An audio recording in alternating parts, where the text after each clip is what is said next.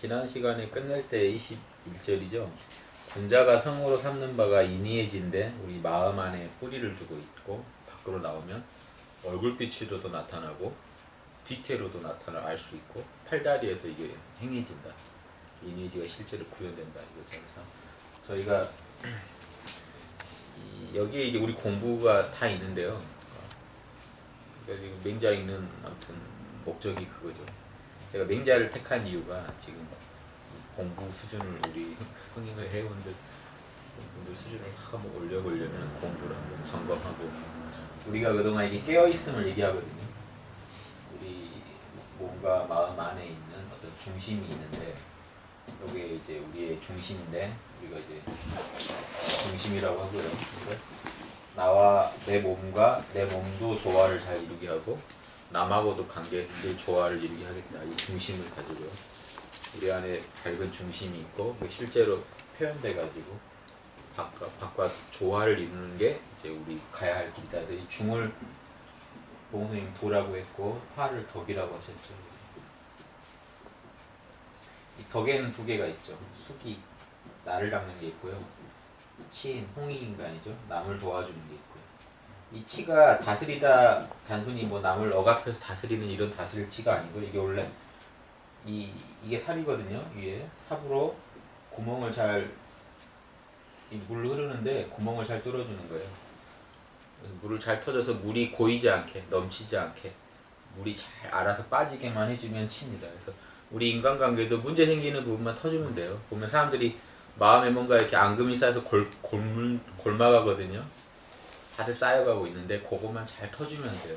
없을 수가 없어요. 어떤 이제 일부 성자나 일부 종교에서는 에고라는 것 자체를 죽여버리자. 그러면 아무 문제가 없을 거다 하는 거는 그 이기심만 없으면 우리 사회가 좀 살만해지지 않을까 하는 그런 의미가 똑같아요. 근데 그런 사람 말하는 자신부터 이 이기심이 있죠. 자기 마음 가지고 하는 일이니까. 그 성자도 그런 말 할 땐 다 자기 주장을 하는 거지. 그게 이기심 없는 사람은 우리한테 말도 할 수가 없어요. 에고가 없는 사람은. 그러니까 그런 말 하는 사람 다 에고가 있는 사람이거든요. 우리한테 에고를 죽이라고 하는 사람. 실제 죽인 사람은 우리한테 말할 수가 없죠. 이게 딜레마예요. 말하는 놈은 아무도 믿을 수가 없고 진짜 죽인 사람이 설사 있다 하더라도 우리랑 아무도 관계가 없죠. 그러니까 그런 말들을 믿을 수가 없다는 거예요. 실제로 어떤 인간인 이상은 기본적인 에고가 있기 때문에 배고파도 내 배가 고프고 밥을 먹어도 내 배가 부르지 남의 배가 부르진 않거든요. 우리는 에고가 당연히 있고 욕망도 당연히 있어요. 그래서 에고가 원하는 게 있고요. 이런 욕망들을 잘 관리만 하시면 됩니다. 성인도 욕망이 다 있고 에고가 있거든요. 다만 그거를 이렇게 물꼬를 잘 터가지고 고이지 않게 잘 관리하느냐, 늘 공정하고 평화로운 마음을 유지시킬 수 있느냐, 아니면 위태위태하게 가느냐, 이제 그 차이죠. 그래서 이 이제 중심을 잡고 조화를 이루는 게 우리 덕이다 하면 도가 이렇고 덕이 이렇다 그러면 문제는 이게 그 우리 이 공부의 큰 길인데 왜 맹자가 좋냐면요. 이걸 이루는 방법을 한번 생각해보세요. 깨어서 중을 잡고 움직이면 늘 사람들하고 조화를 이루겠다. 말은 좋은데 구체적으로 뭘 실천하면 이게 바로 이루어질 거냐 하는 거에 정확히 잘 안 잡히실 거예요. 그래서 맹자가 좋은 게요. 맹자는 이 두 가지를 하나로 묶는 게요. 이게 사단이에요.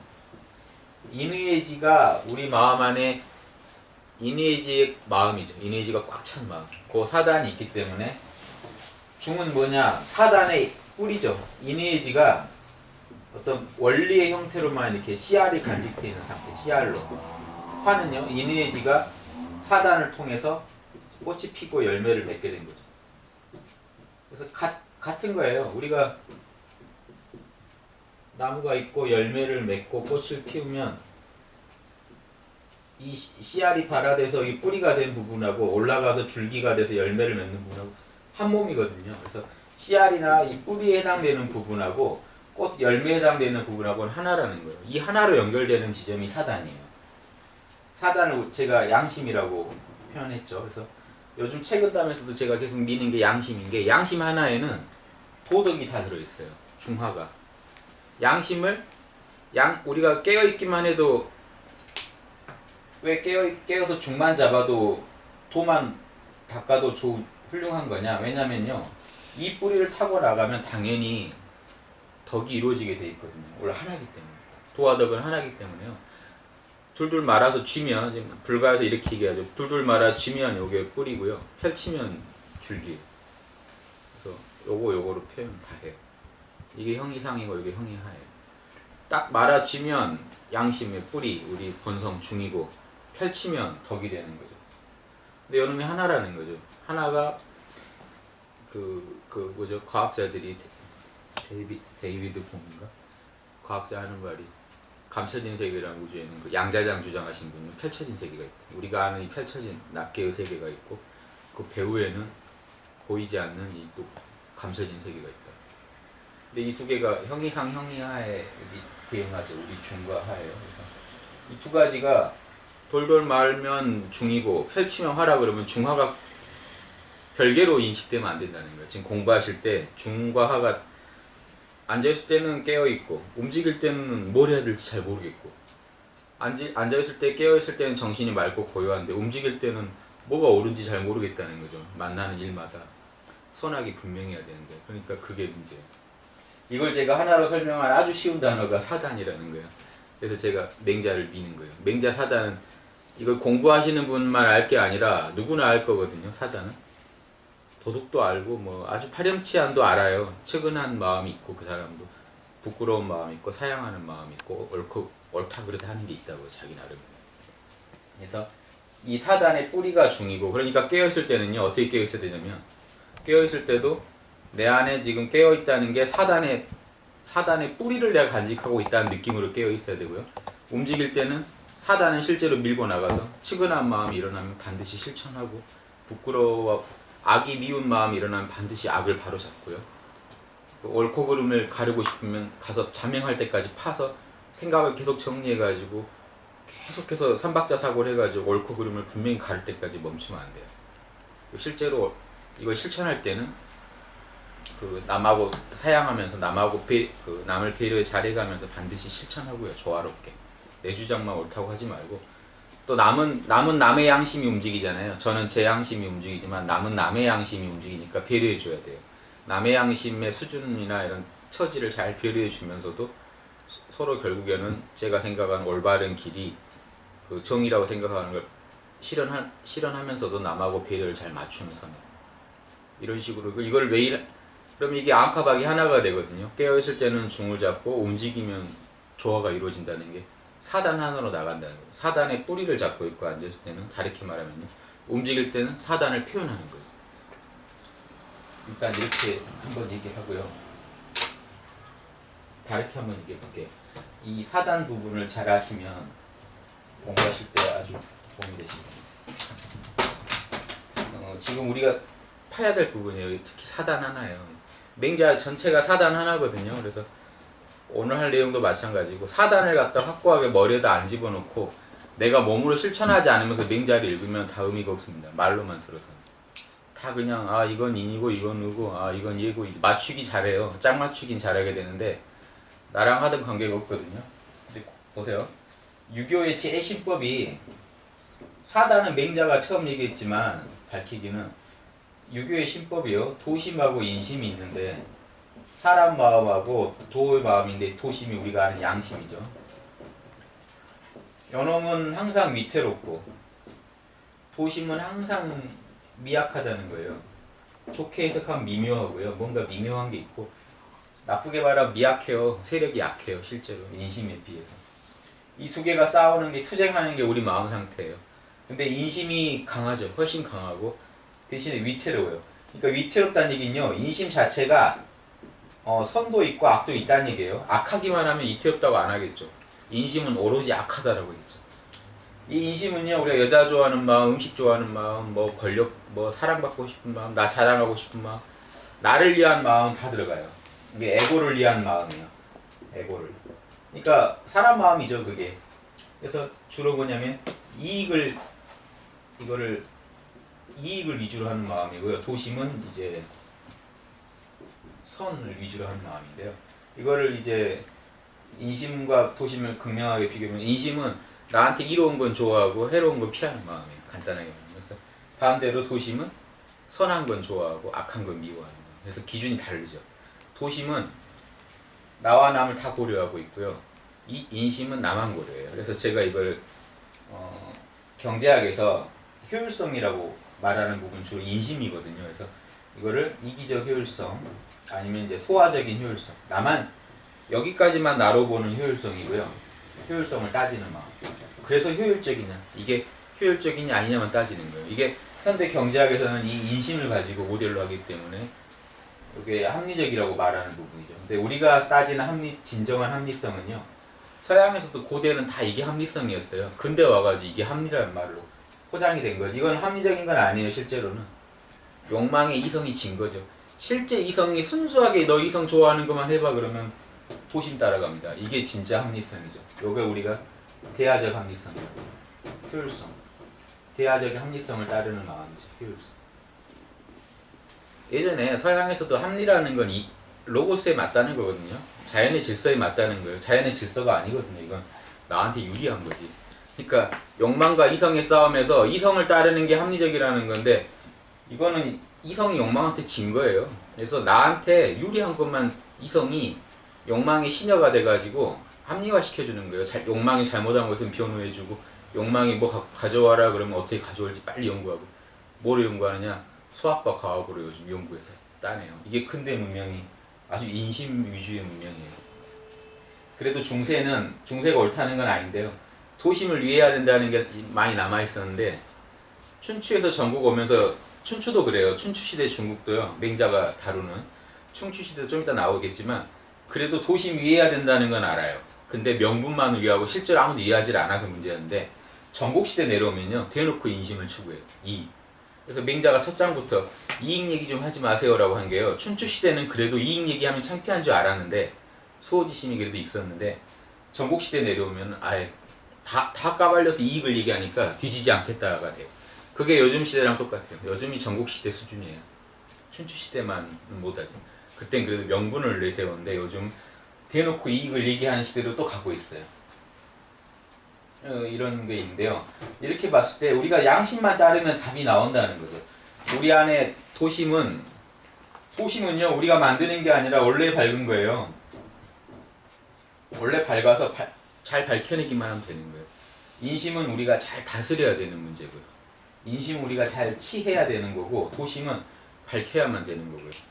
그런데 이게 뭐냐면, 도심이 양심이고 양심이 사단이라고 보자면, 우리는 이 사단과 우리 욕망이 싸울 때 가장 합리적인 사단을 따르는 걸 자꾸 연구해야겠죠.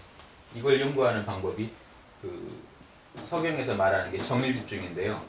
이건 정밀하다는 뜻이고, 일은 한결같다예요. 하나만 목표로 한다는.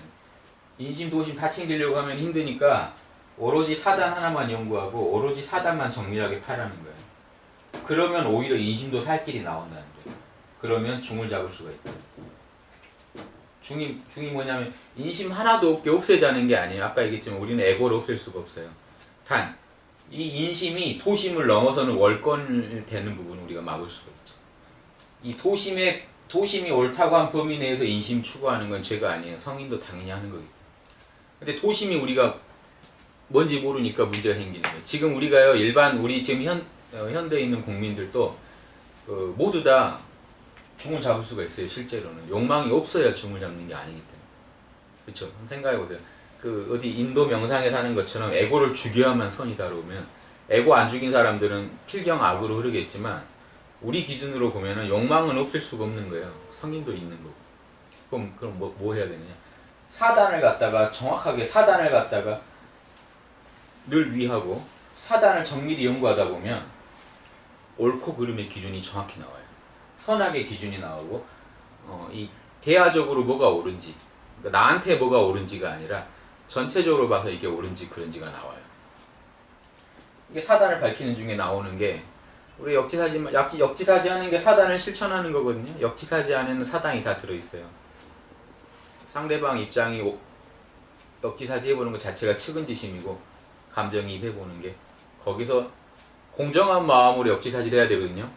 시비지심으로 해야 돼요. 맑은 마음으로. 옳고 그름을 자명한 걸 찾지 않으면 에고의 마음으로 역지사지라면 엉터리 역지사지가 나오죠. 대화적인 마음으로 역지사지를 해야 정확한 역지사지가 나와요. 내 에고의 자료를 참고해서 상대방의 에고를 읽어내야지 정확한 거지. 내 에고가 주가 돼가지고 내가 이게 너무 좋으니 쟤도 여자를 좋아하겠지, 내가 돈이 너무 좋으니, 이런 식으로 역지사지에서는 엉터리가 나오고요. 자기 편견과 욕심이 투영되니까. 그런 게 아니라 선명한 마음으로 십이지심으로 따져보고 측은지심으로 추적해보고 사양지심과 뭐죠? 수호지심으로 다른 방식으로 내 욕심 부리는 게 너무 싫어서 역지사지를 하는 것 자체가 수호지심을 하는 거예요. 이렇게 역지사지 하나에 사단이 다 들어가 있어요. 역지사지를 자꾸 하다 보면은 이게 정밀해져요. 선악의 기준이 정밀해지니까 남한테 이걸 해야 될지 말아야 될지, 이 말을 하더라도 어느 선에서 멈춰야 될지가 정확히 나온다는 거예요. 그게 우리 마음 안에서 다 나온다는 거예요. 우리 안에 있는 도심에서. 도심은 원래 우리 안에 있는데 우리가 잘 몰라요. 그래서 정밀히 연구한 사람만이 알 수가 있습니다. 인심도 마찬가지예요. 실제로 우리 마음 안에 어떤 욕심이 있는지 잘 몰라요. 겪어보고 하는 거예요. 겪어보고, 아, 나는 이런 경우에 이렇게 반응하더라, 돈을 보면 이렇게 반응하더라가 이게 룰이 나와요. 마찬가지로 도심도 그렇게 연구하시라는 거예요. 자꾸 도심을 밝혀보신 다음에 나는 이럴 때는 어떻게, 내면에서 양심의 소리가 이럴 땐 뭐라고 하더라, 이럴 땐 뭐라고 하더라를 찾아내가지고 너무 자명한 거, 십이지심이 옳다고 한 것부터 자꾸 삼박자로 충돌시키면 모르는 것까지 알아져요. 자꾸. 그래가지고 언젠간 우리가 도심에 대해 전체 내용을 알아야 돼요. 인심에 대해서도 우리가 30평생, 제가 40평생 살면서 제 인심에 대해 이해하는 거예요. 지금까지 많이 이해하게 됐어요. 제가 어떤 식으로 제 욕망이 움직이는지를. 그것만큼, 그 정성 여기다 쏟는 것만큼 더 그 이상 도심에다 쏟아줘야죠. 그래야 도심이 밝혀지죠. 그래서 결국은 도심이 밝혀져야 인심이 제어가 되고, 인심도 위태로움에서 안정을 찾아요. 인심 죽이라는 말이 없어요. 유교에는 위태로우니까 안정시키라고 돼 있죠. 애가 불안에 떨고 인심은 좀 철없는 마음이라 불안에 떨고 막 요동하고 욕망에 휘둘리고 죽겠다고 하니까 도심이 밝아지면 요놈이 편안해져요. 엄마한테 의지한 자식처럼, 뭐 교사한테 의지한 학생처럼 이제 길이 나오고 자기가 살 길이 나오니까 안정을 찾아요. 그러니까 이게, 이 위태로운 그 인심 철없는 아이를 그냥 방치하면 도심의 부모가 신경을 안 쓰면 범죄자도 되고 아주 사회에 흉악한 그런 인사도 될 수 있다는 거예요. 이런 관점에서 한번 보세요. 그래서 결론은 사단이에요. 사단 하나만 파면 우리는 유교의 제일 근원을 다 할 수 있다는 거예요. 중화도 팔 수 있고 인심도심에 나온 정일집중도 할 수 있다. 사단 하나만 정밀히 파는 거예요. 이거를 제가 여기까지 유교 얘기고, 몇 분 흘렀어? 18분. 예.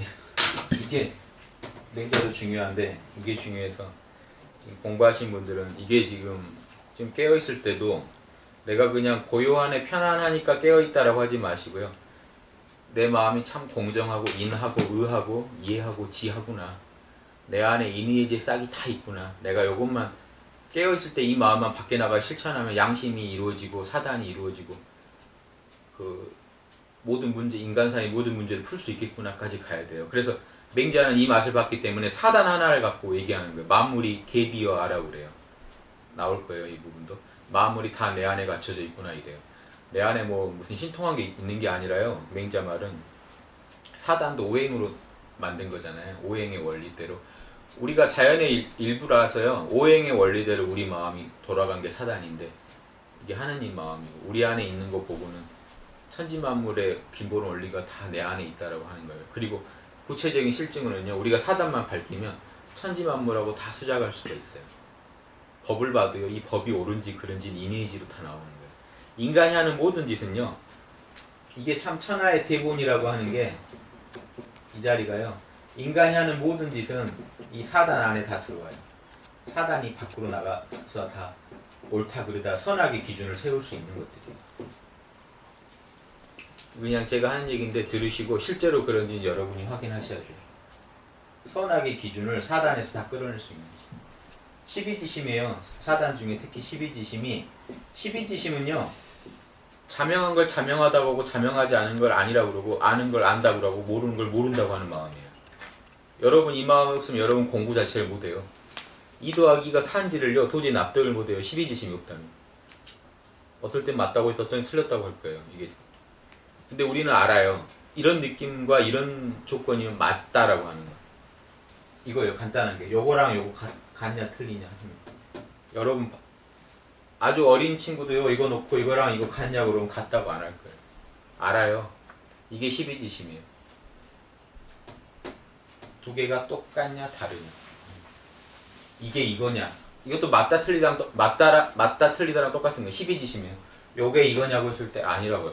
다르다. 요게 이거 아니다. 요게 이거냐 맞다. 이게 12지심이에요. 그냥 알아요. 이 마음이 없다면요. 요것도 구분 못한다면 우리는 천지만물의 법이건 경제건 정치건 하나도 구분 못하는데 요걸 안다면요. 우리가 2초 호흡에서 2초 호흡에서 3초 3초 호흡으로 나갈 수 있으면 1분, 2분, 10분 호흡도 다 똑같은 알 수 있듯이 12지심이 있기 때문에 우리는요. 눈앞에 2 더하기가 4라는 거 알 정도 지력이면요. 이대로만 잘 쫓아나가면 천지만물도 다 알아낼 수 있어요. 옳은지 그른지. 그렇게 한번 생각해 보세요. 이 얘기를 이제 종합을 하나 하고 맹자로 바로 들어갈게요. 하나만 더 제가 우리 공부할 때 자료 한번시라고요. 제가 수련회 5기둥 해놓은 게 있어요. 전심, 마음 깨어있음이죠. 기운 기르기, 양기, 궁리, 원리 탐구하기, 역행, 실천, 행으로 실천하기. 그 다음에 우리가 홍익인간. 이게 이제 크게 말하면 혈부, 이제 유교에서는 서화라는 거죠. 역지사지. 입장 바꾸고 생각해보기. 내가 대접받고 싶으면 남을 대접해주기. 이게 사랑을 실천하자는 거예요. 기독교 말하면 사랑이고요. 요걸 하자는 거죠. 이 네 개를 잘 닦아서요. 근데 이걸 잘 보시면요. 사단 하나로 제가 한번 밀고 나가 볼게요. 전심은 어떤 거겠어요? 아까 한 얘기로 한번 생각해. 이거는 지금 뭐냐면 공부를 끝없이 막 이제 넓게 하시겠지만 맹자를 다 보시더라도 요게 안 돼 있으면 안 된 거예요. 요게 내 안에서 안 돌아가면 실제 작동을 해야 돼요. 이 메커니즘이 돌아가야 돼요. 깨어 있으면 사단의 뿌리를 잡고 있는 거예요. 이건 사단의 뿌리. 요게 지금 다 사단으로 얘기할 거니까요. 앞으로 사단의 뿌리를 잡고 있는 거, 중심. 깨어 있다는 거는 사단의 딱 중심을 잡고 있는 거예요. 그래서 깨어 있을 때도 평안함과 고요함과만 볼 게 아니라 이미지의 뿌리가 내 안에 자리하고 있다는 걸. 요 마음을 밀고 나가면 참나의 자명함을 밀고 나가면은 12지심이고 참나에서 그 에고 위주가 아닌 그 마음을 밀고 나가면 사양지심과 측은지심이 나오고요. 참나가 조금 더 더럽혀지지 않은 그 참나를 그대로 지상에서 구현하면은 수호지심이 돼요. 그렇죠? 요 씨를 잡고 있다는 거 알아야 되고요. 양기는 맹자에도 나오지만 사단을 도와주는 기운이죠. 사단과 짝이 되는 기운이에요. 그래서 어느 정도냐면 양기는 우리가 길면 양기는 거친 기가 아니라 아주 맑은 기이기 때문에 그거는 사단하고 반드시 짝을 이뤄요. 그래서 맹자는 뭐라고 했냐면 수호지심을 실천할 때 기운도 같이 배양되고 우리가 기운이 쪼그라들면 도심도 쪼그라든다고 그랬어요. 그러니까 이거는 사단의 어떤 사단을 기운과 토대죠. 사단에 아주 지원해주는 원군 역할을 해요. 요 기운이 그래서 우리가 군자가 가져야 할 그 포스는 사단을 진짜로 자꾸 실천하면서 사단이 몸에 실천하던 게 쌓여가지고 생기는 기운이에요. 우리가 마음을 한 번씩 이렇게 생각해보세요. 우리가 마음에 아주 유쾌한 짓을 자꾸 하는 거예요. 그러면 몸에 그만한 맑은 기운이 감돈다는 거예요. 선을 자꾸 해버려가지고 도심이 정말 기분 좋아하는 거. 우리 대학에도 나오고 맹자에도 나오지만 자겸이라고 나와요. 성의장에. 자기를 속이지 않아서 선을 진짜로 좋아하고 악을 진짜로 미워할 때 오는 스스로 오는 뿌듯한 만족감이에요. 이게 이 도심의 기쁨이죠. 일단 호르몬도 좋은 호르몬이 나와서 아주 선을 실천했을 때 아주 기분 좋은 그 느낌. 그 느낌을 계속 맛보시는 분은 에너지가 달라진다는 거예요. 실제로. 그게 이제 호연직 2장에 나와요. 맹자 나중에 보시고요. 궁리는 뭐냐면 사단이 어떻게 작동하는지 그 원리를 아는 거예요. 왜 사단이 옳은지부터 측은지심은 과연 어디까지가 측은지심인지. 왜 그러냐면요. 보세요. 우리 사단이 안에서 밀고 올라올 땐 순수할지 모르지만 우리 마음 안에서 느끼는 사단은 이미 왜곡돼 있어요. 에너지. 우리 에고에. 에고를 통해서 사단을 느끼니까요. 그러니까 측은하지 말아야 할 거예요. 측은하기도 해요. 사람이 죽어도 눈 하나 깜짝 안 하는 사람이 뭐 아주 무슨 자기 뭐 키우던 개 죽었다고 사람 죽은 거보다 막 그거 당연히 슬픈 일이지만 사람 죽은 거랑 이 가치가 뭔가 안 맞게 일어나는 일들을 보면 우리가 수호지심에 뭔가 자극을 받죠. 저건 아닌데 하는 거. 내 거 뭐 하나 뭐 없어진 건 아주 측은해하면서 남 뭐 사람 죽어가는 건 아무렇지도 않게 느끼는 이럴 수도 있거든요. 그러면 측은지심이 뭔가 왜곡돼 있을 수가 있어요. 두 번째로 시비지심도 옳고 그름이 잘못돼 있을 수가 있어요. 명확히 옳다라고 하는데 뭔가 아닌 경우가 있어요. 남이 볼 때. 그 다음 사양지심도 사양하지 말아야 할 건데 막 사양하는 게 있어요. 그건 해야 되는데 자기가 의리에 맞는데도 사양할 수가 있어요. 또 뭐 있죠? 하나 안 하는 수호지심도 부끄러워하지 않을 걸 선을 부끄러워하고 악을 당당하게 여길 수도 있잖아요. 그럼 뭐 뭔가 사단 같은데 아닌 게 있어요. 그러니까 우리가 이 공부를 시작부터 제대로 해야 돼요. 역행은 사단을 실천하는 거고요. 홍익인간은 뭐 그 사단 자체죠. 사단의 어떤 완성이죠. 이렇게 봤을 때 왜 근원부터 잘 닦아내냐면 우리가 맑은 마음으로 그러면은 왜 깨어 있어야 되는지가 나와요. 자꾸 깨어 있어야 사단의 사단의 근원지를 잘 보고 있어야 나왔을 때도 사단인지 아닌지를 알아보기가 쉬워요. 우리 욕망으로 나오는 사단, 그러니까 이 존심은 없고 양기도 없이 그냥 내 마음에 일어나는 측은한 마음을 사단이라고 생각하고 연구를 했다가는 에고의 마음을 오히려 연구하게 되겠죠. 도심이 아니라. 그러니까 도심에서 진짜 올라온 놈 그거 맞는지 분명히 올라온 놈은 맞는데 측은지심이 올라온 건 맞는데 올라오는 과정에 불순물이 묻으니까 그건 털고 볼 정도로 봐야 분리가 된다는 거죠. 이해되시죠? 그래서 자꾸 깨어서 자기를 돌아보고 반성해보고 깨어서 기운도 기르고 자꾸 이게 불순물 묻은 건지 아닌지에서 사단에서 왜 이게 사단이면 이게 왜 옳은 건지를 자꾸 연구해 보시다 보면은 공리가 엄청 늘겠죠. 이렇게 해서 생긴 사단에서 국리는요 인의제에 대해서 아주 박사가 되기 때문에 인의제에서 아주 전공을 하게 되는 게 되죠. 인의제 이데아에 그러게 되면은 인간사에 어떤 문제가 와도 인의제에 맞게 풀어나갈 수가 있다는 거죠. 인간사를 다 알고 있는 게 아니에요. 근데 인의제에 맞게 풀어나갈 수는 있어요. 인의제에 대해서는 정통했기 때문에 이게 성인이라는 거죠. 성인은 다른 거 많이 아는 분이 아니에요. 그래서 제가 그 예로 이 왕양명의 전순록에 이 얘기가 나와요. 이게 가볍게 한번 읽어볼 때 한번 들어보세요. 이 부분이 지금 오늘 그 아마 맹자 전권을 다룬 것만큼 중요한 얘기예요. 자료에는 없는데요. 전순록 그냥 한번 제가 간단하게 읽어볼게요. 성인이 무소부지, 성인이 모르는 게 없다는 거는 단지 천리를 알 뿐이다. 천리가 인의제예요. 인의제에 대해 잘 알 뿐이다. 무소불능, 못하는 게 없다고 하지만 그거는 인의제를 잘 실천할 뿐이다. 성인의 본체가 명백할, 성인은 본성이 광명해가지고 모든 어디다 갖다 놔도 어떤 일에서든지 인의제를 찾아낸다. 처음 하는 일을 하더라도요, 일 돌아가는 건 모르시겠죠. 아니 성인도 동사무소에 오늘 출근하시면 일 배워야죠. 일 배우는데 안다는 거예요. 아 이건 아니지 이건 아니지 이런 게 탁탁 나온다는 거예요. 배우면 들으면 누구랑 처음 만난 사람이랑 얘기를 해도 아 이건 아니지 하는 게 탁탁 나온다는 거. 어디서 나오냐? 인의제 나오는 거예요. 내면의 사단에서.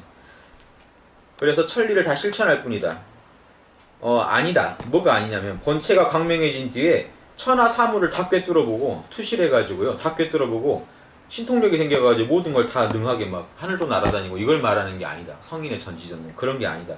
천하 사물에 막 그 곡절 지금 컴퓨터 뭐 요즘 뭐 아이폰, 아이패드, 스마트폰 뭐 그런 거 나오는데 그런 거를 초목의 막 이름들 무수한 동물들 뭐 이런 이름들을 그건 끝도 없는데 불순기본 그걸 다 셀 수가 없는데 성인이 그걸 어떻게 한단 말이냐. 그리고 알 필요도 없는 것이다. 성인이 그걸 부처님이 스마트폰 알아서 부처님 된 거 아니에요. 몰라도 부처님이죠.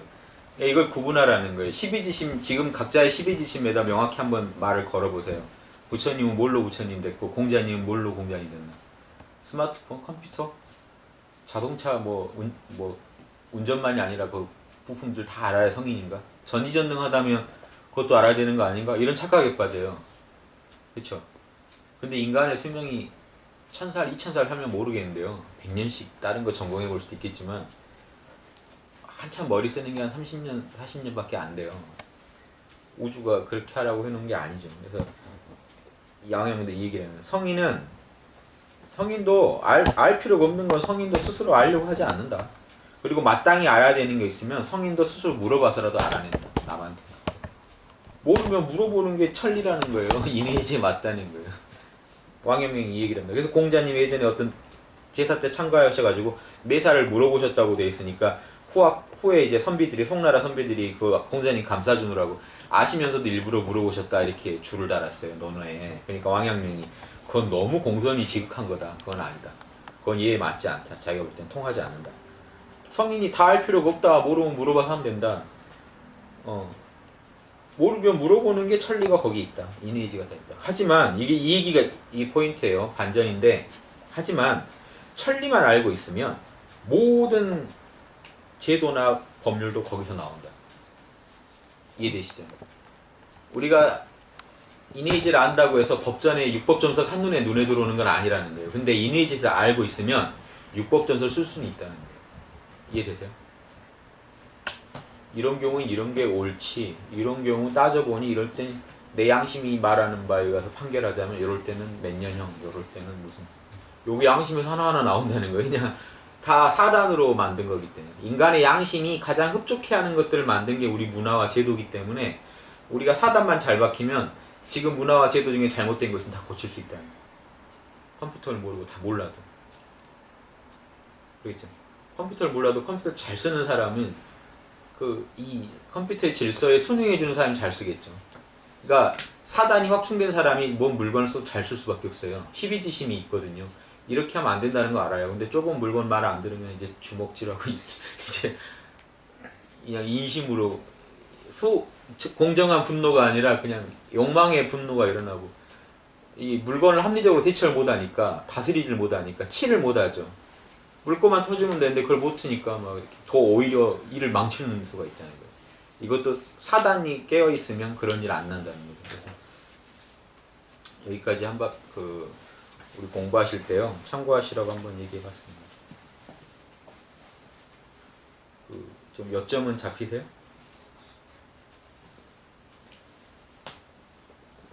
얼마나 거죠? 33분. 맹자가 중요한가요? 근데 이 원리를 가지고 뼈대잖아요. 뼈대에다 살을 잡고 입혀보면 지금 사사물물에 맹자라는 게 하나예요. 이게 방금 제가 말씀드린 거는 어떤 수학 문제를 푸는 아주 기본 요령이라면 요거는 수학 정석이라고 보시면 돼요. 진짜 들어가서 한번 풀어보자면. 여기서 안 풀리면요. 이 맹자나 앞으로 어떤 책들을 보실 때 그렇게 보셔야 돼요. 어떤 책이든지. 이런 고전 아니어도 상관없어요. 현대서라고 하더라도요. 볼 때 저 같으면 이렇게 봐요.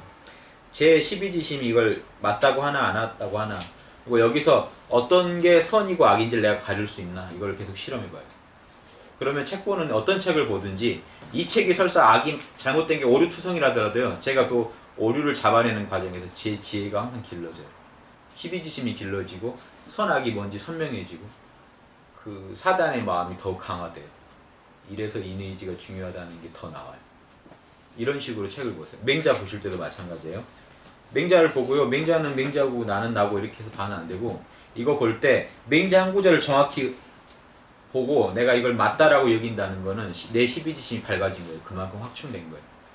그만큼 확충된 12지심은 10이라는 건 선악을 안다는 거니까 제 행동거지를 다 변화시켜요. 뭐가 옳다라고 알면 변해요. 아무리 수행자라고요. 마음 잘 닦아도 궁리가 잘못돼서 개념이 12지심이 오류가 나버리면 하는 행동이 다 틀어져요. 이게 12지심이 무서운 게 이거예요. 그 선비들이 뭐라고 하냐면 궁리가 잘못되면 백행이 다 틀어진다. 왜냐면 그 사람은 열심히 하는 선비일수록 더 틀어져요. 개념이 잘못돼 있으면.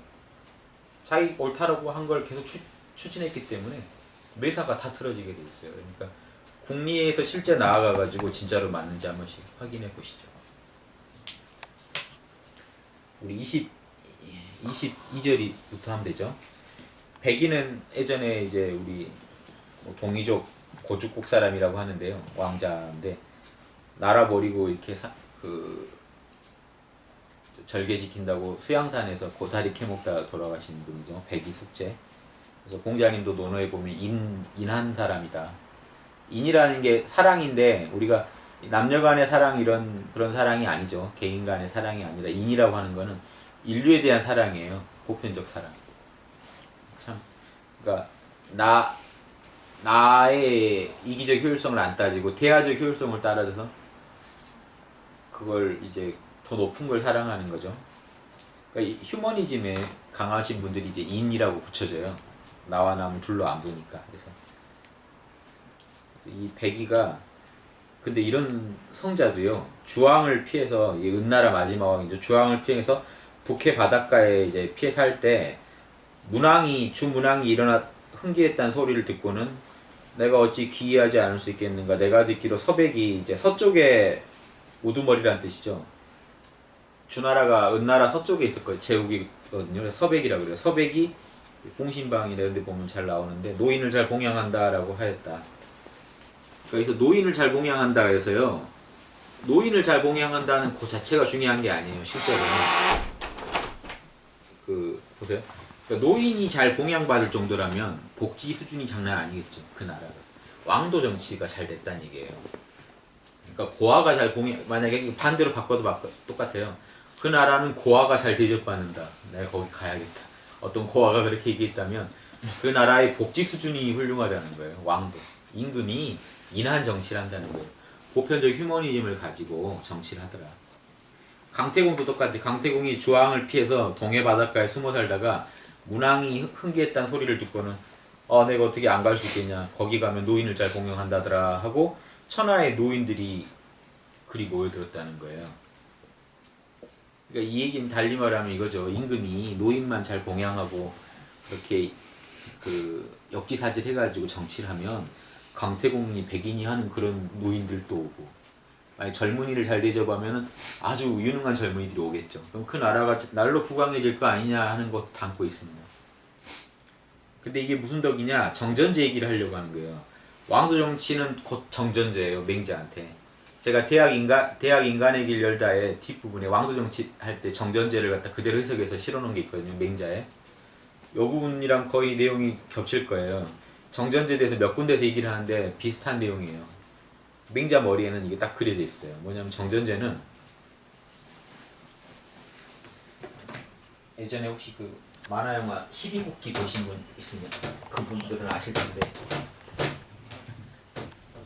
캡처를 떠다가 자료 화면으로 쓰고 싶을 정도로 일본 작가가 연구를 많이 해가지고 정전제에 대해서 어떻게 이 맹자에 나온 글보다 훨씬 자세하게 잘 그려놨더라고요. 근데 정전제는 이거예요. 이게 마방진에서 나오는 거예요.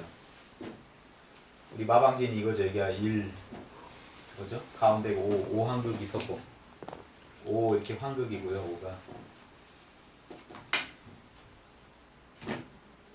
통치를 표시할 때 X를 쓰거든요. 5 황극이고 6수 원래 16수 27화인데 이 낙서에서는 5행 상극으로 얘기하니까 7이 이쪽으로 와요. 여기가 3, 7, 3, 8, 목 27화 16수 이게 수죠. 27화 38목 이 수 자체는 하도에서 옵니다. 사구금 하도에서는 원래 이게 다 뭉쳐져 있어요. 딱 5개로만 이게요. 38목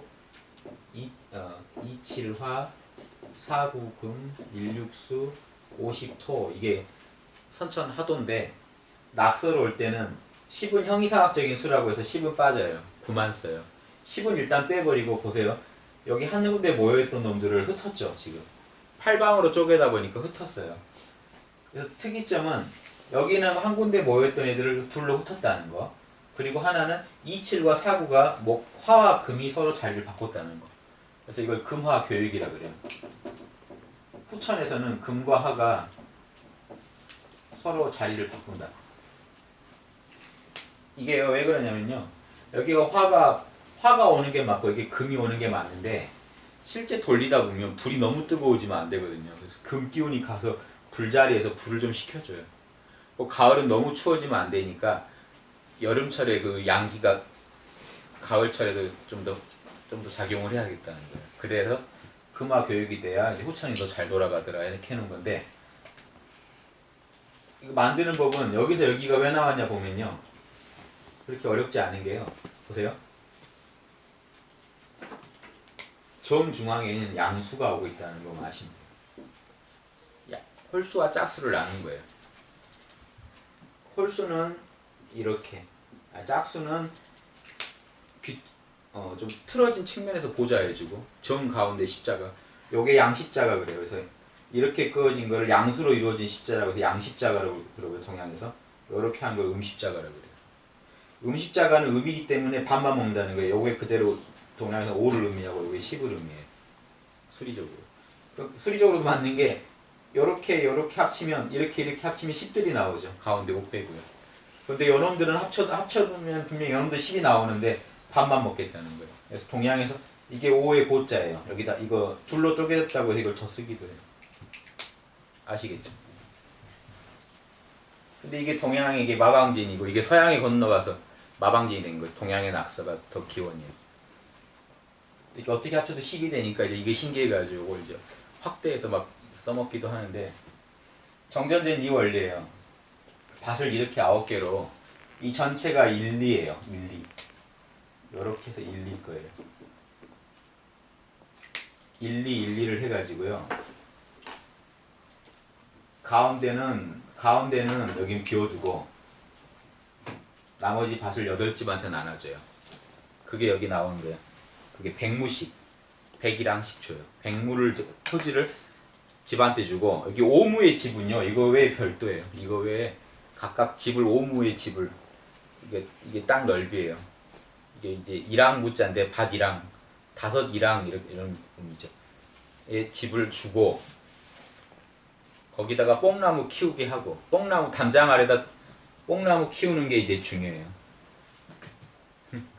이거 이제 이 사람 이걸로는 그렇고, 아무튼 뽕나무를 키우게 하는 건 목적은 뭐냐면 누에를 해가지고 오테이브라고, 기단헤이브라고요. 그러니까 집에서 뽕나무 키우게 하고, 이게 왕도정치의 포석이에요. 그러니까 어렵지 않다는 거예요. 왕도정치 맹자 입장에서는 마을 단위로 각 집에다가 뽕나무 5집, 오무집을 주고 뽕나무 키우게 하고, 그러면 아낙네가 누에를 치면 노인이 좋게 비단 옷을 입을 것이라는 거죠. 그래서 각 집마다 5마리 암탉과 5마리 암돼지를 기름에 번식의 때를 놓치지 않는다면, 이게 또 무식해가지고 잡아먹을 걸 수도 있잖아요. 그러니까 때를 놓치지 않게 한다는 건요, 번식할 때를 꼭 지켜서 그때는 번식시키고 먹게 시킨다는 거예요. 이걸 마을 단위로 교육을 시키고, 새마을 운동이죠 거의.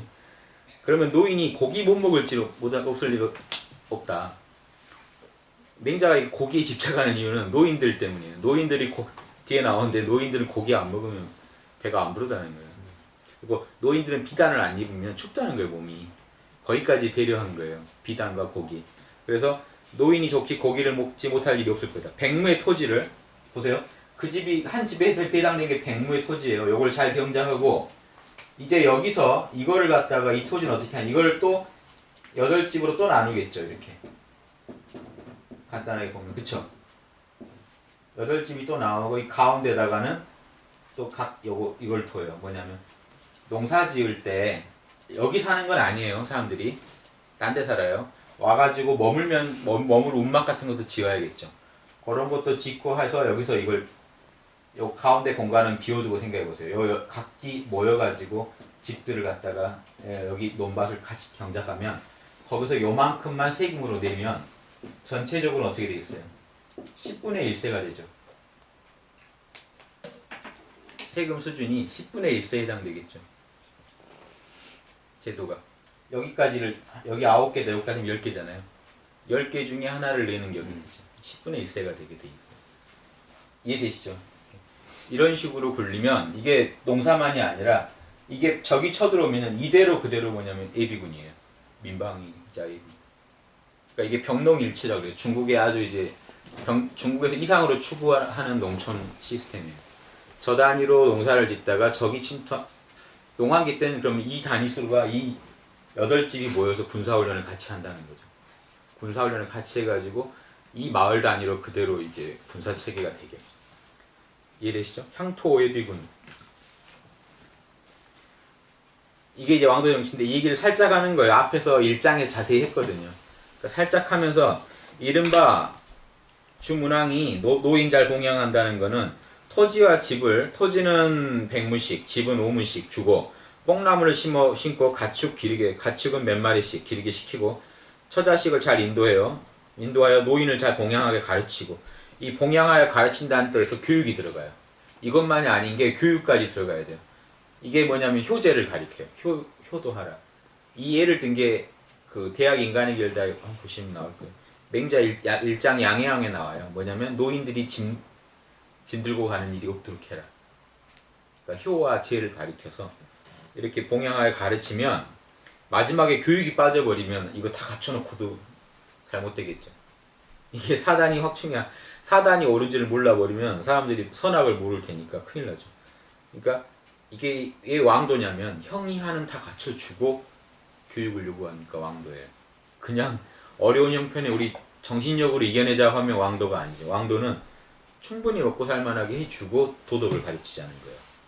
그래서 50세가 되면 비단이 아니면 따뜻하지가 않고 70세가 되면 고기가 아니면 배가 안 부른다. 그러니까 이걸 춥고 굶주림이라고 하는데 문왕의 백성 중에 추위에 떨고 굶주린 노인이 없었다는 거는 왕도 정치가 잘 구현됐다는 거예요. 그러니까 강태공이나 백의도 그쪽으로 옮겼다. 이거 문왕 때 얘기예요. 백의는 입장이 달라요. 강태공은 무왕을 도와서 은나라 치는데 협조했지만 백의 입장은요. 문왕은 땐 있었지만 무왕이 은을 치자 백의가 수양산에 들어가 고사리 먹고 죽어요. 주나라에 반대한 거예요.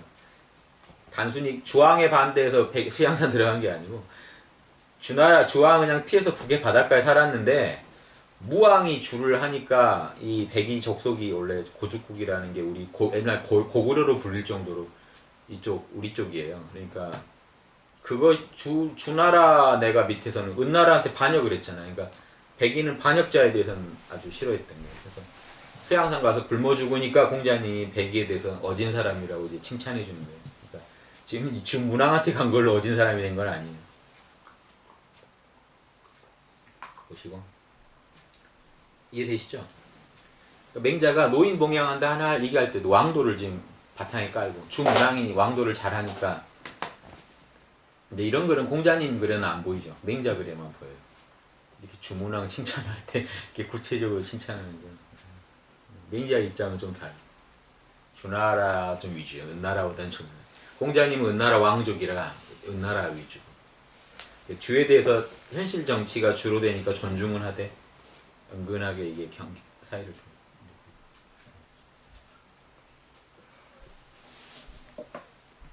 뭐 이렇게 궁금한 거 있습니까? 이해 안 되고 그러면 바로 얘기해 주세요. 들으시는 분들도 이 동영상을 보시는 분들 길어서 안 보신 분도 많겠지만 분들의 속을 긁어줄 정도의 시원한 질문들을 던져주면 좋죠. 이 질문도 좀 잘 던지면 좋죠. 나로서도 더 생각하게 보게 되고요. 대충 그래요. 여기서는 그 왕도 정치에 대해서 맹자가 주문왕을 칭찬하면서 왕도 정치가 어떤 거란 것도 대충 얘기를 좀 드러내고 있는 편이고요. 23절에 대해서 맹자는 논밭을 잘 다스리고, 그러니까 맹자가 하는 논리를 잘 따라가면요 정치에 대해서 상당히 이렇게 좀 이렇게 기준이 설 거예요. 관이 정치를 보는 올바른 정치가 뭔지 보는 관이 서실 텐데, 논밭을 잘 다스리고 세금을 적게 거두면 백성들은 당연히 부유해진다. 그렇죠?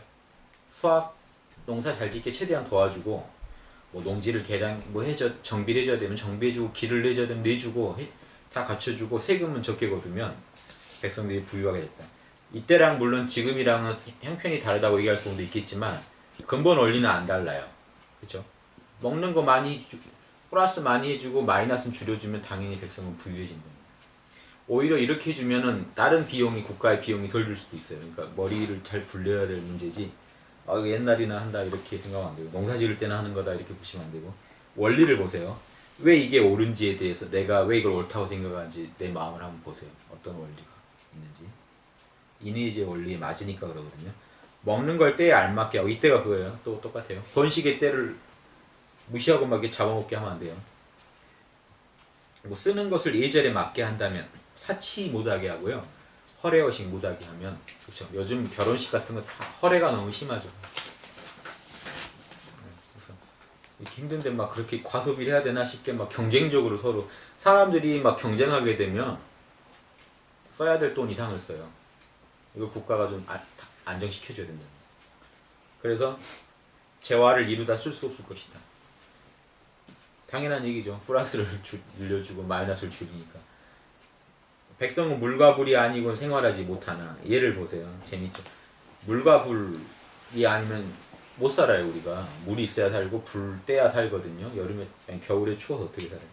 음식도 불 아니면 어떻게 먹어요. 그런데 저녁에 남의 집 문 두드리고요. 옛날에 불씨를 구하는 거예요. 우리 집 불 피워야 되는데 불씨를 구하거나 물 좀 달라고 하면 안 줄 사람이 없다는 거예요. 왜냐? 지극히 풍족하니까.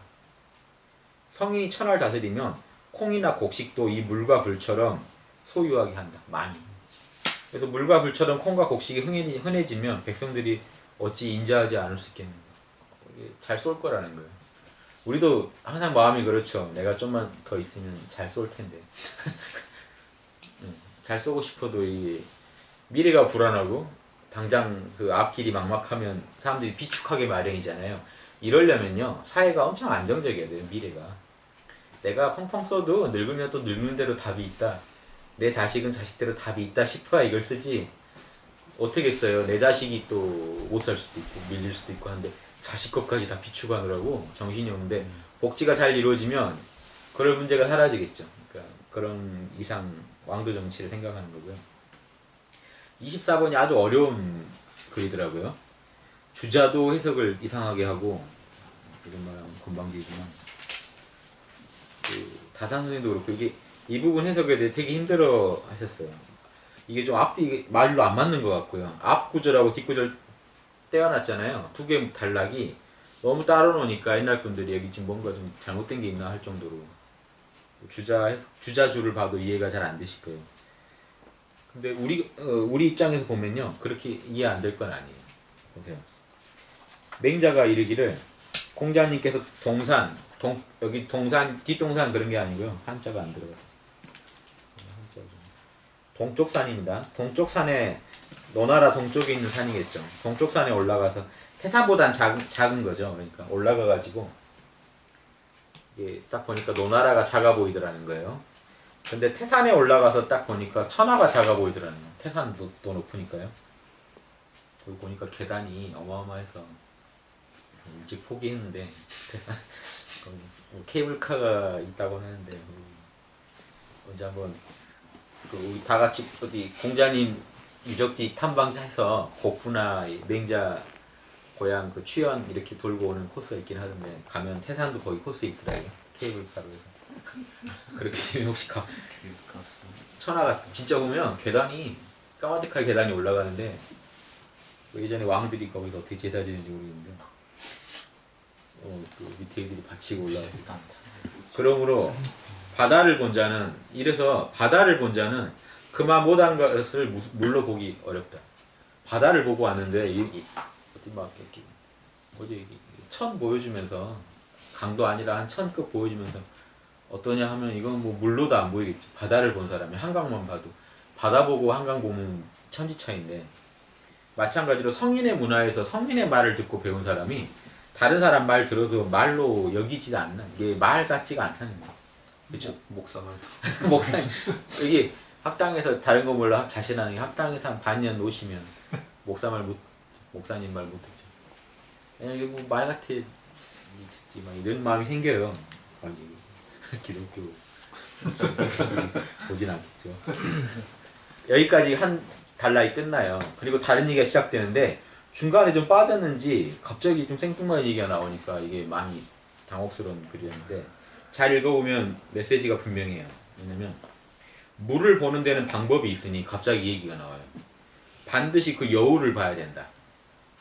여울이 이런 데예요. 물이 가다가 폭포만큼은 아닌데요. 급락이 이게 뭐지? 급락하는데 약간 탁 떨어지는데 그러니까 물이 가다 그 부분에 물살이 세겠죠. 한번 관절이죠. 그러니까 한 관절을 가다가 탁 달라져요. 넘나기가 달라지면서 물살이 세지는데 여울을 잘 봐야 된다. 여기에 힌트가 있다는 거예요. 그 위에 얘기랑 좀 관련은 있는데 이게 어떻게 보면요. 따로 있던 글이 두 개가 좀 비슷하다고 물을 얘기하고 하니까 이게 통하는 메시지가 있어서 갖다 놨는지도 모르겠어요.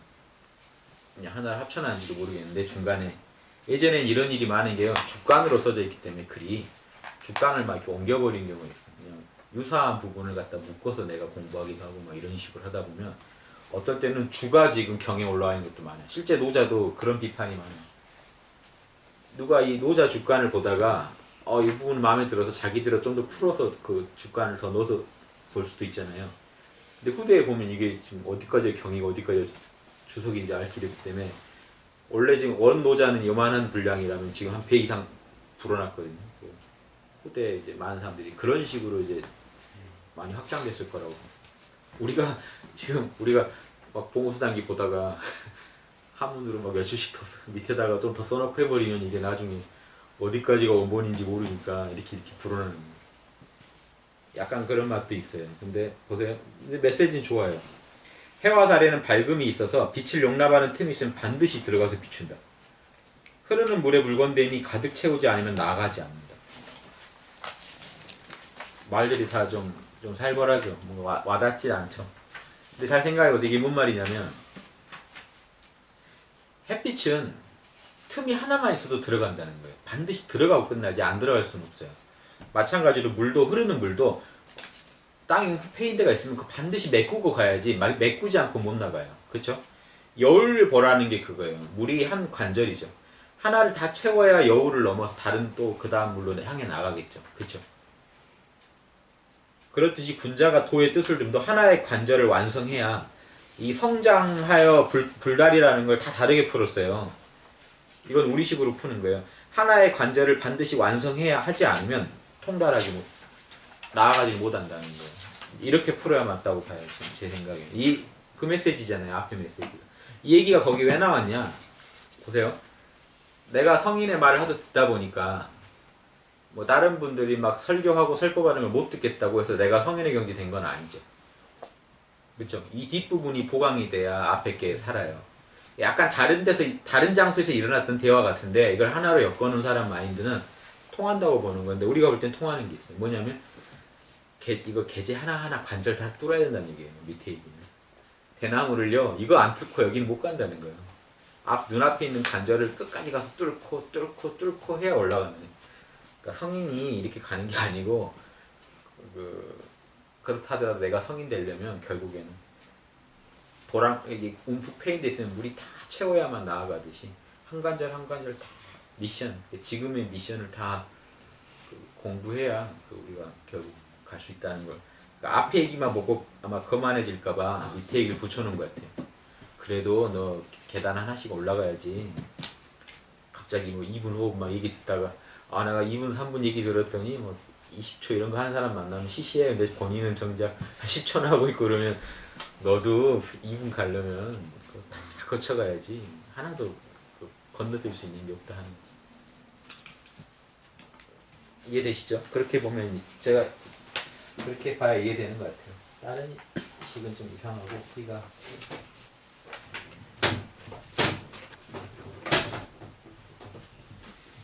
실제로 이게 성장이라는 게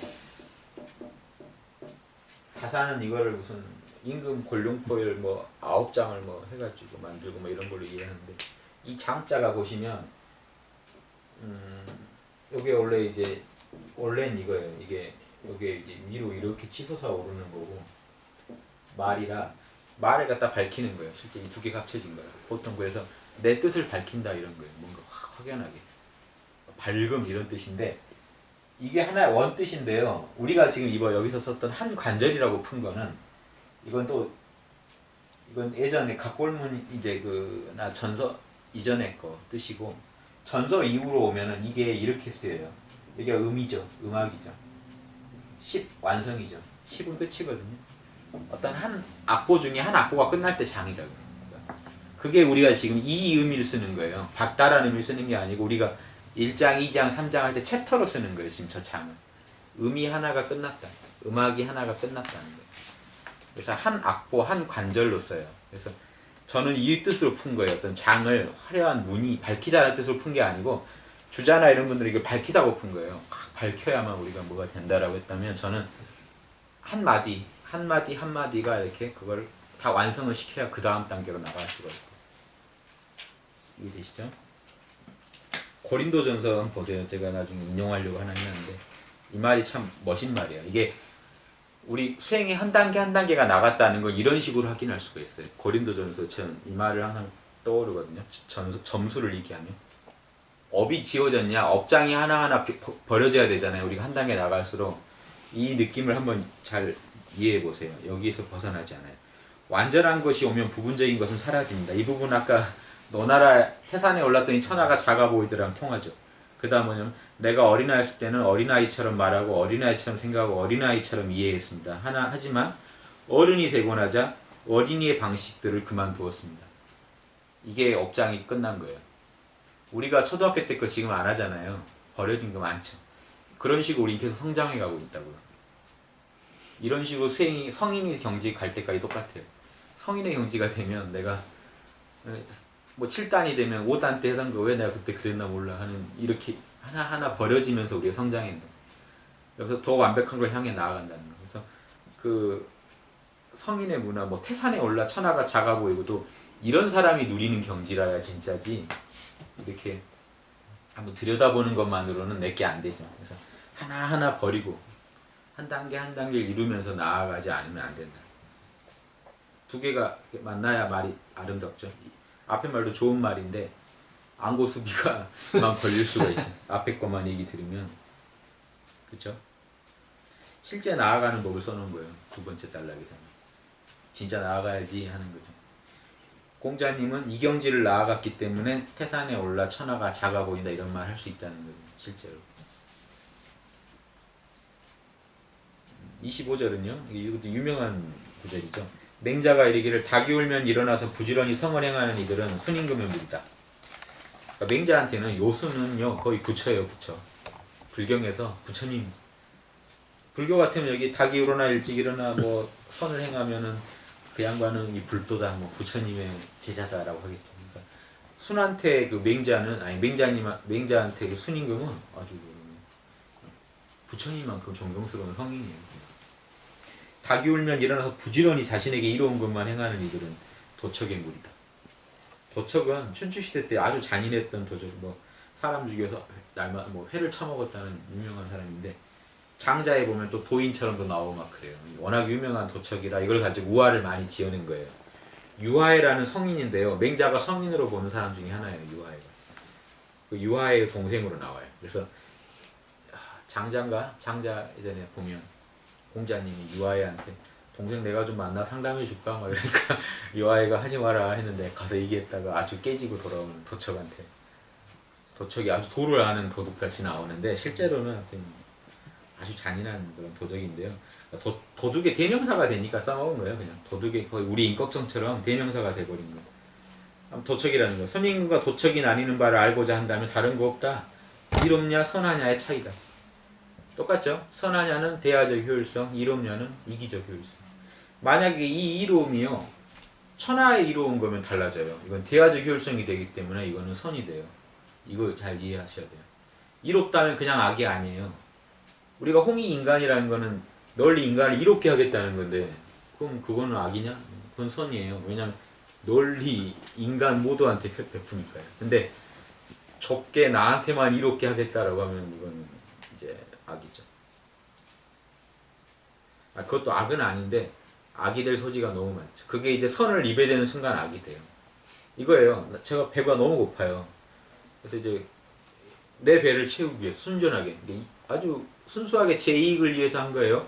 물건을 그러니까 음식을 사다 먹었어요. 근데 이게 동욱이 거였네. 그러면 이게 너무 배가 고파서 제 거 다 먹고 동욱이 것도 몰래 먹고 이 약간 달라지죠. 여기서부터는 악이에요. 왜냐하면 남한테 직접적 피해를 줬기 때문에. 그렇죠? 그러니까 내 이익을 위해서 남의 이익을 희생시켰죠. 이러면 악이 돼요. 안 그런 선에서 하면, 그러니까 이것도 결국 인의에 대해서 나오는 거예요. 인을 넘어섰잖아요. 측은지심에 입에댔고 수호지심에 입에댔고 시비지심에 입에댔기 때문에 사양지심에 입에댔기 때문에 여기서부터는 악이 되는 거예요. 근데 그냥 내가 먹고 싶어서 뭐 배고파서 먹는 거 이것도 인심인데 도심이라고 하기엔 좀 그렇죠 그걸. 근데 크게 보면 도심 안에서 그걸 먹은 거죠. 남의 건 안 먹었으니까. 나름 양심을 지키는 선에서 해결한 거예요. 그래서 양심을 지키는 선에서 인심을 해결하는 건 괜찮아요. 이게 성인들이 하는 거예요. 성인도 인심이 있기 때문에. 근데 소인들은 남의 걸 희생시켜, 그러니까 양심을 버리고 자신의 욕심을 실현하죠. 이 차이가 있죠. 얼마 했죠? 1시간 5분이요? 한 15분 할까요? 한 1시간 20분, 30분? 네. 스마트폰은 안 좋은 게 꺼져요. 핸드폰 늘 켜져 있었는데 시계가 좀만 더 하죠. 26절이요? 26절이도 아주 재밌는 내용이죠. 맹자가 이르길요, 양자라는 분이 유명해요. 양주라고도 하는데요. 양주 목적 그러면 이제 맹자한테는 아주 지탄의 대상들이죠. 들어갔어?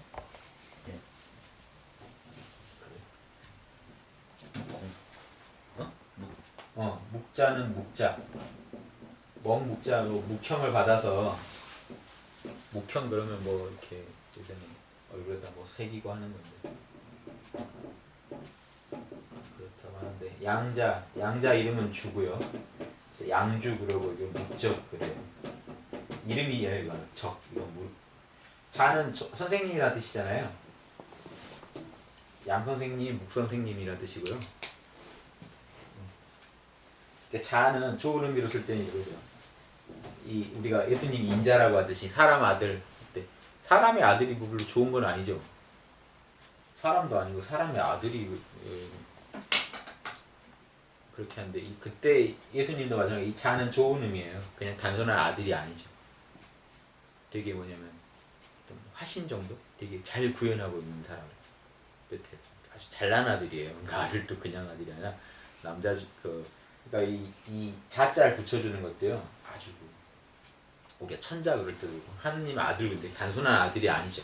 하느님의 뜻을 잘 대변하는 사람을 말하죠. 그러니까 그 자식이라는 게 그런 의미가 있어요. 그러니까 내 뜻을 잘 계승해서 훌륭하게 표현해 주는 사람. 그러니까 사람의 아들 그러면 하느님이 사람에 대해서 이렇게 살았으면 했던 거를 아주 잘 구현해 준 사람을 말하고요. 천자 그러면 하느님의 뜻을 잘 구현한 아들. 약간씩 뉘앙스는 다르지만 이렇게 우리가 분자할 때도 그래요. 임금 노릇할 정도의 어떤 그런 사람. 임금의 자식이라는 건 아니고 임금 노릇할 정도의 그런 훌륭한 사람을 뜻해요. 훌륭한 자식이라고. 자식. 훌륭한 사람으로서 되게 훌륭한 존재를 할 때 자자를 붙여줘요. 그러니까 양자 목적인데 이 두 개가 아주 극단적으로 왜 이걸 같이 쓰냐면요. 맹자는 중을 잡고 싶어서 그래요.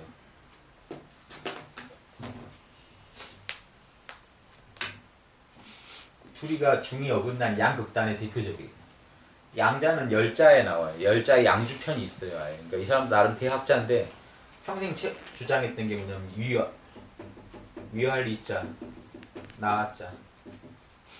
뭐 명예고 뭐 명예 지키다가 뭐 죽는 것보다 내 생명이 그러니까 소중하다. 그러니까 이 생명이요. 이 사람들 나름 학자니까 엄한 게 아니라 자기 정기신이에요. 내 정기신 손상 입히는 짓은 절대 안 하는 게 옳다라고 생각하는 사람. 나름 이해는 되죠. 정기신이 워낙 귀한 자니까 내 정의, 내 기운, 내 정신, 내 터럭 하나도 다 내 정기인데 이거 뽑아서 천하를 위한다고 난 안 하겠다. 천하보다 내 정기신, 천하 인민을 위해 내 거 쓸 수 없다는 거예요. 그러니까 이런 분들은 나름 마인드가 그런 게 있겠죠. 천하는 좀 환희로 갔겠죠. 거짓된 거. 내 정기신만이 정말 소중한 거고 내가 이걸 잘 지켜야 한다. 천하도 각자 알아서 다 그렇게 해라 이거죠. 다른 사람도 그렇게 하라. 그래서 천하 일로 막 명예 뭐 충신이란 말 얻으려고 막 헛되이 죽고 이러는 거 아주 싫어하는 거예요. 이게 명예 뭐 요즘 이런 분들 많이 있죠. 내 거 지키는. 근데 단순하게 내 거 지켰으면 학자는 못 됐겠죠. 근데 학자 정도 대접받으려면 나름 논리가 있어요. 이런 논리를 세웠어요. 묵자는 정반대 겸해. 이게 겸자가 별을 두 개를 손으로 쥔 거예요. 이렇게. 그렇죠? 손이 이게 포크인데 이렇게 해서 벼화자 두 개를 이렇게 삼지창으로 이렇게 내 거로 하는 거. 사랑은 이렇게 손이죠. 손. 원래 이렇게 물건을 주고받는 건데요. 이쪽도 손. 삼지창은 다 손이거든요. 근데 여기다 마음심자 하나를 더 써가지고 마음심자 웃으면 받을 숫자고 마음심자를 넣으면 마음을 주고받는 거예요 지금. 그러니까 사랑이라는 건 마음을 주고받는 건데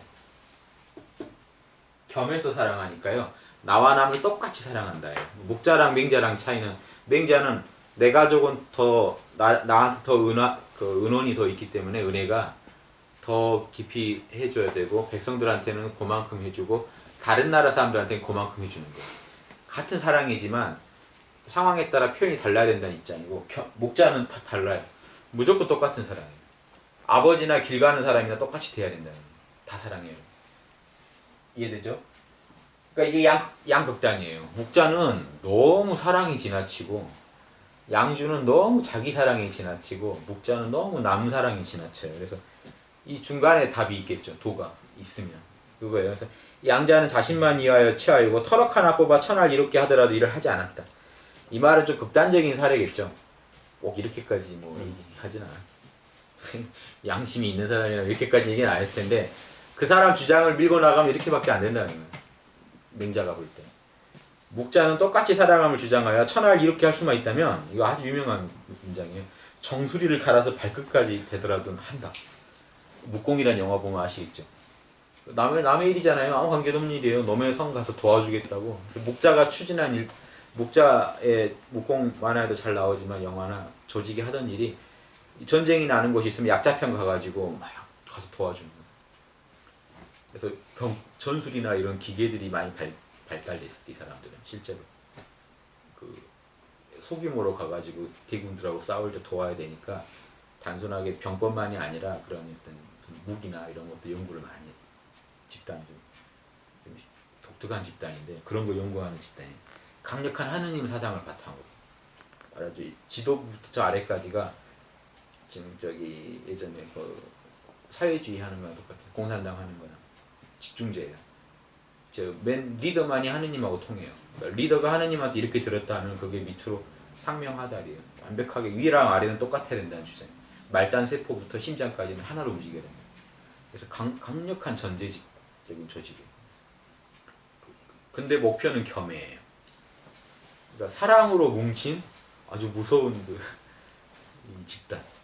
템플 기사단은 뭐 이런 나름의 아주 종교적인 아주 좀 광적으로 정도로 될 정도로 이런 신앙이 있던 사람들이 모여서 만든 집단이에요. 그러니까 그런 조직이었어요.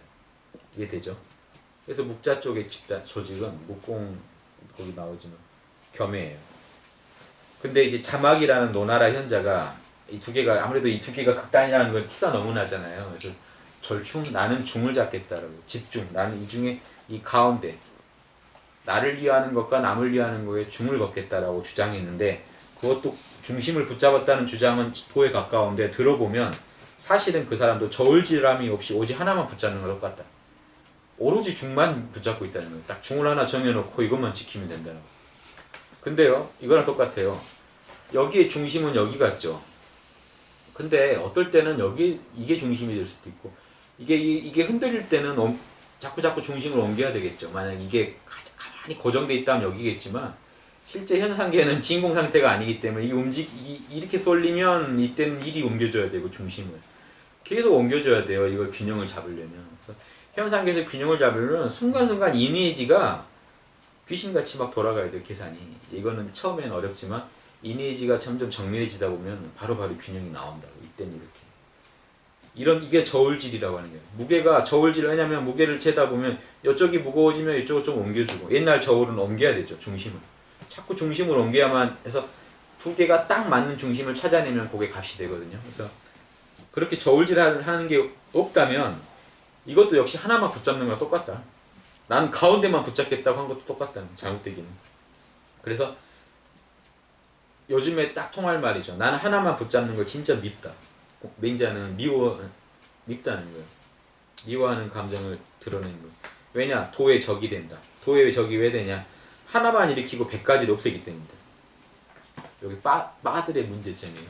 빠들이 지금 이거예요. 하나에 꽂혀버린 사람들은 우리 예수님 외에는 뭐 부처님 부처님 예수님은 하나님이고 부처님은 사람인데 어디 뭐 이렇게 돼요. 이렇게. 성인들은 그래도 인류 중에 참 좀 화려한 꽃을 피우신 분들이니까 다 배울 게 있을 거다 생각하고 접근하는 게 아니라 딱 하나에 꽂히면 나머지 싹. 그러니까 하나의 눈이 이렇게 시야가 좁아져 버린 사람들은 도의 도적이 되기 때문에 난 너무 밉다는 거예요. 강력한 수호지심을 표현은 밉다. 나는 도가 이 맹자의 행동도 잘 보세요. 이 표현도 감정도 이니에이지에 지금 맞게 돌아가요. 이 밉다가 맹자의 사사로운 미움이 없다면 이건 이니에이지 안 맞죠. 그렇죠. 이 미움이 우리가 봐도 공정하다, 맞다라고 싶으면 12지심에 맞을 때는 우리의 공분이 될 수도 있어요. 그렇죠. 그러니까 내가 분노한 게 공분인지 나의 사사로운 분노인지 일어날 때 잘 보라고요. 그래서 너무 개인적인 것 같으면 좀 이렇게 죽일 줄도 알아야죠. 깨워서.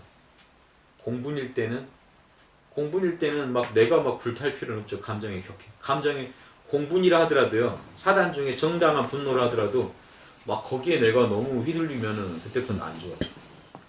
선생님이 제자를 사랑의 매를 때리겠다고 들었는데 때릴수록 화가 나기 시작하면서 아 이거 됐고 하고 이제 뺨 날아가고 막 발차기 복장지르기 날아가고 하면 그때부터는 이거는 아니죠. 출발은 사단인데 잘못될 수도 있어요. 마음 챙김이 실패했을 때 분노가 분노를 낳거든요. 그러니까 특히 왜 사랑의 매 이런 게 중요하냐, 그러니까 어렵냐면 기쁨은 기쁨을 낳고 분노는 분노를 낳아요. 그러니까 분노를 일으켜서 뭔가 일을 할 때는 정말 깨어 있어야 돼요. 이 분노가 불이 함부로 붙지 않도록. 그렇지. 교사하다가 성질 버린 사람들 많이 있을 거예요. 처음에 사랑의 매를 때리다가 점점 자기가 이제 주체 못할 상황에 빠지게 있어요. 우리도 아직 이렇게 애나 뭐 우리가 뭐 동생이나 후배 가르칠 때도 그렇잖아요. 가르치다가 좋은 선의의 충고였는데 확 내 가슴을 덮게 하는 어떤 그 반응을 맞이해서 확 타오르면 그때부터는 공분이라고 하기 좀 힘든 영역까지 간다고요. 선생님들이 특히 이렇게 많이 하니까 지금 매를 아예 근절시키자고 나오는 것, 그것도 참 좀 이상한 발상이고. 두 개의 딱 중을 잡는 게 좋죠. 각자가 자기 양심을 밝혀서. 왜냐면 그냥 없애버려서는 일이 돌아가진 않으니까. 대안을 내놓고 없애야 되니까. 그러니까 어떻게든 때리는 게 목적이 아니라 잘 가리키는 게 목적이니까 거기에 도움되는 대안이 있다면 하면 되죠. 그러니까 대안이 없는데 만약에 일방적으로 무장해제하는 건 아닌 것 같고. 이렇게. 근데 이것도 사단으로 보면 다 따질 수 있어요. 그러니까 사단이 기가 막힌 게 자명한 거, 옳고 그르면서 자꾸 따져가면 우리가 지금 모르는 것도 다 판단할 수 있게 될 거예요. 하나 잘 따져가고 있으면. 됐죠? 그러니까 다사는 이거를 양주를 너무 욕하는 거 아주 싫어했어요. 왜냐면요, 다사는 양주가 뭐 거기까지 갔겠냐. 목자도 이는 아니냐. 그러니까 양주는 우애가 안 받고, 이게 다사 선생님 생각인데 맞는 얘기예요. 나한테 관심을 쏟는 거니까 보세요. 의자가 이거예요. 나자에다가 아름다울 미 선할 선자에 뿌리가 된 양. 그러니까 나를 아름답게 하는 게 선이고, 양주가 의에 좀 지나쳤지. 의에 과했지. 목자는 남과 나를 똑같이 보는 게 인이잖아요. 인이 좀 과했지. 그래서 인과 의의 중만 잡으면 되지. 좀 너무 과하게 이게 좀 이런 맹자가 좀 약간 말할 때 좀 약간 더 극단을 가봤지 하는, 극단적인 시나리오를 써봤지 하는 거죠. 실제로요, 이런 부분이 있어요. 중을 잘 잡는 분은요, 어떤 때는 양자의 모습을 할 때도 있어요. 중용이나 맹자에도 나오고 독선기신. 그렇죠.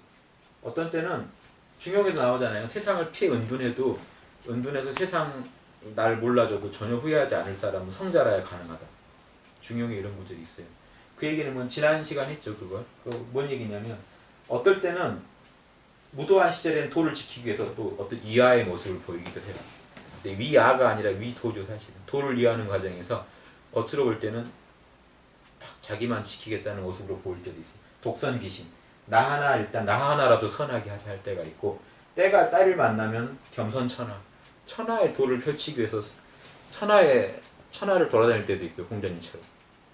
안자처럼 그 누추한 거리에 혼자 앉아 돌아다니는 사람도 있고 어떤 때는 수레를 타고 돌아다닐 때도 있고 어떨 때는 순임금처럼 아예 임금이 돼가지고 다스려야 할 때도 있고 같은 도인데 맛이 다 다르죠. 때에 따라서.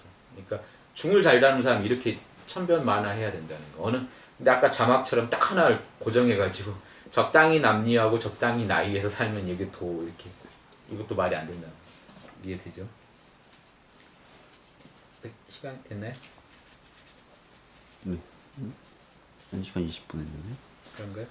27번까지만 하고 끝내죠. 28번부터는요 다음 주에 또 하죠 뭐. 너무 많이 하면 소화 안 돼. 27번 안 어려워요. 근데 되게 중요한 얘기예요. 우리가 공부하는 분들이 들으면 마음 공부하는 분들이 좀 들을 만한 말인데 맹자가 이르기를 굶주린 자는 먹지 말아야 할 것도 달게 먹고 목마른 자는 마시지 말아야 할 것도 달게 마신다. 이게 썩은 물이에요. 근데 너무 목마르니까 제가 군대에서 훈련 받을 때 그 고여서 썩은 물도 막 이게 욕심나더라고요. 실제로 갈증을 느끼니까 왠지 먹어도 괜찮지 않을까 싶을 정도. 이게 이제 맹자가 지적한 상황이에요.